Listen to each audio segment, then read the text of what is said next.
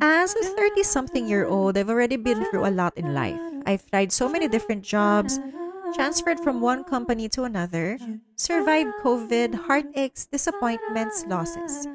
At this age, feeling ko dapat successful na ako. But unfortunately, despite working so hard, di ko pa na-check lahat ng items sa bucket list ko. Feeling ko napag-iiwanan na ako, and because of social media, di mo talaga may iwasan na ikumpara yung buhay mo sa ibang tao. But what if? What if I tell you that there's a book na itinaguri ang Bible ng ibang tao? Because its teachings had helped them achieve all their aspirations in life. Ano bang meron sa The Secret na sinulat ni Rhonda Byrne at bakit itinuturing itong must-read? Isa lang bang itong ilusyon? O ito na ba ang babago sa buhay mo? Once again, welcome back to Ang Sarap Pala Magbasa, and I'm your host, Tessa Saavedra.